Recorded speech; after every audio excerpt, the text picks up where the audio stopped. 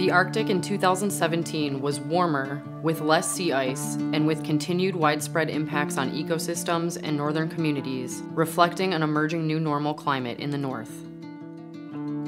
After a very warm autumn in 2016, the spring and summer air temperatures of 2017 in parts of the Arctic were relatively cool, in some ways reminiscent of conditions before the present warming trend emerged in the 1990s.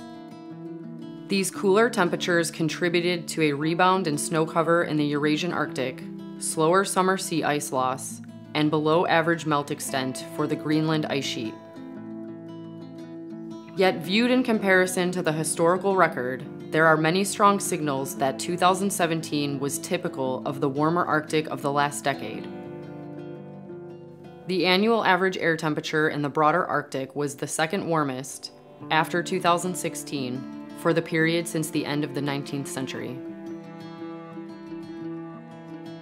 The winter maximum sea ice extent in March was the lowest on record, and the September minimum was the 8th lowest.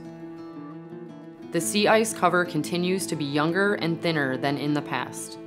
Thicker ice more than 1 year old comprised only 21% of the ice cover in 2017, compared to 45% in 1985. Sea ice more than 4 years old has nearly disappeared. Due in part to warmer than usual conditions in the Barents and Chukchi seas, autumn freeze-up was substantially delayed. In August 2017, sea surface temperatures in these regions were up to 4 degrees Celsius warmer than average. Pronounced increases in productivity at the base of the marine food web were observed in the Barents and Eurasian Arctic seas from 2003 to 2017. The tundra was substantially greener throughout the Arctic during 2015 and 2016, the most recent years with complete data. Peak tundra greenness in 2016 ranks 4th for the Arctic as a whole and 3rd for the North American Arctic.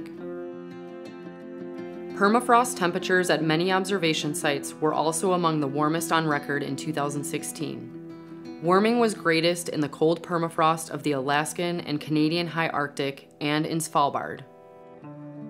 The persistence of a new normal climate in the Arctic influences resource management for fisheries, wildfire management, and other elements of the ecosystem that directly affect the people of northern communities.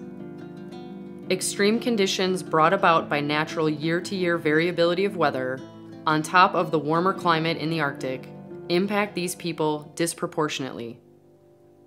These conditions are expected to continue beyond 2017, further pressing the need to prepare for and adapt to the new Arctic.